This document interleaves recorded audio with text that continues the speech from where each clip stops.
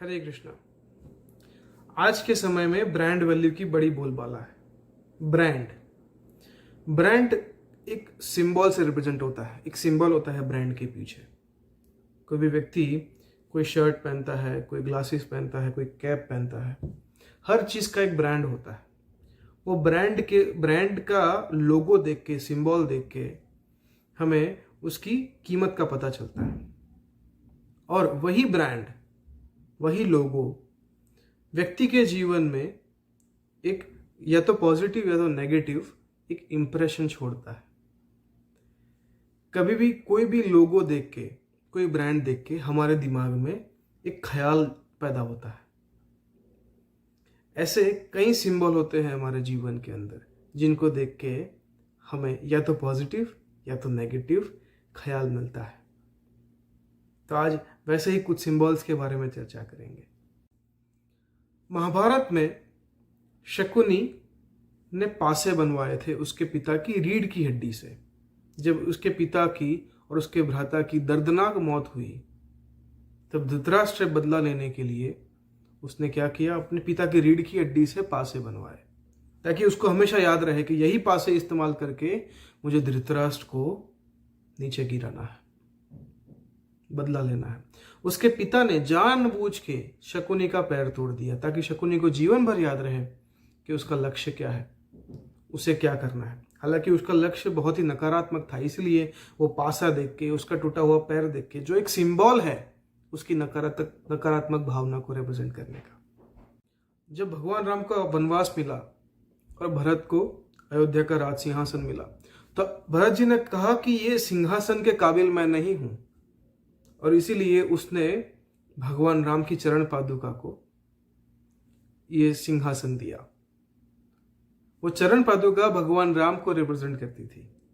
जब भी भरत महाराज वो चरण पादुका की ओर देखते थे, तब उनके मन में बहुत ही प्रेम उमड़ता था भगवान राम के लिए, और वो दर्शाता था कि यहाँ पे मेरा राज्य नहीं है, जो राज्य है वो भगवान राम का है। मैं तो एक रिप्रेजेंटेटिव हूँ, जब तक भगवान राम यहाँ पे नहीं है, उनके ना होते हुए मेरा एक कर्तव्य है कि मुझे यहाँ का राज चलाना है। बट असली राज कौन कर रहा है? भगवान राम की चरण पादुका। तो चरण पादुका भी एक सिंबल थी जिसके चलते उनके मन में एक सकारात्मक भावना उत्पन्न होती थी, भगवान राम के लिए एक प्रेम उत्पन्न होता था।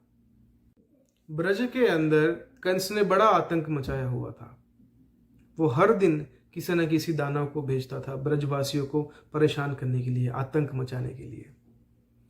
इसके बीच जब भगवान कृष्ण अपनी मधुर मधुर बांसुरी बजाते थे, तब सारे ब्रजवासी उनकी ओर आकर्षित हो जाते थे और वो अपने सारे गम भूल जाते थे। जितना भी उनको दुख मिला है या मिलने वाला है, उनको किसी भी प्रकार की चिंता नहीं होती थी।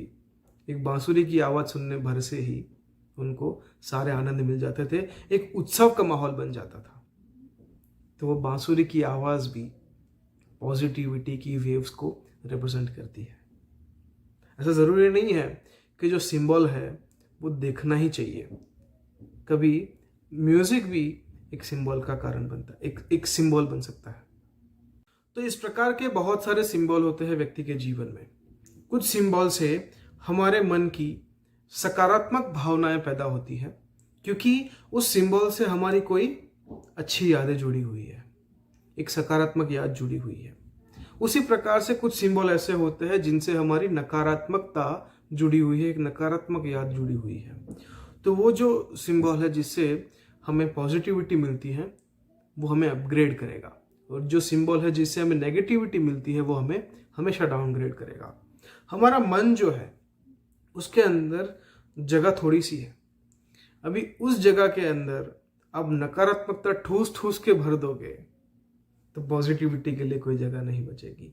हालांकि मन हमेशा से नेगेटिविटी की ओर झुकाव ज्यादा रखता है, तो इसलिए हमें चाहिए कि हम हमारे मन में ऐसे पॉजिटिव सिंबल्स भरे जिससे हमेशा के लिए हमें एक पॉजिटिव दिशा मिलती रहे, हमारे मन के अंदर हमें गति मिलती रहे, हमारा लक्ष्य क्लियर होना चाहिए।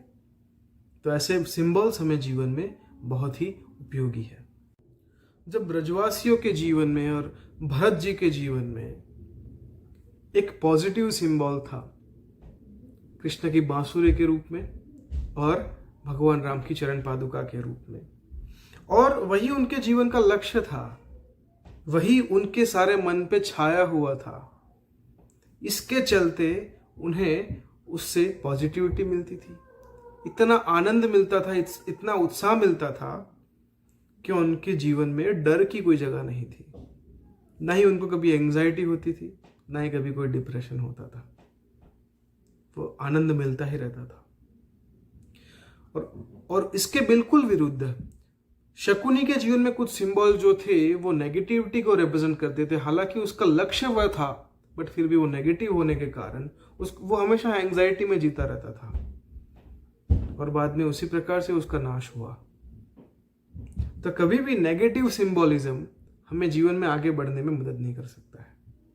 पॉजिटिव सिंबोलिज्म लाइफ में अपनाना बहुत जरूरी है। हमें भी कुछ ऐसे पॉजिटिव सिंबल्स हमारे जीवन में बनाने चाहिए, कुछ होने चाहिए जिसका इस्तेमाल करके हम हमारे जीवन को एक नई दिशा, एक पॉजिटिव दिशा दे सके। आशा करता हूं आपको आज का वीडियो पसंद आया होगा। हरे कृष्णा।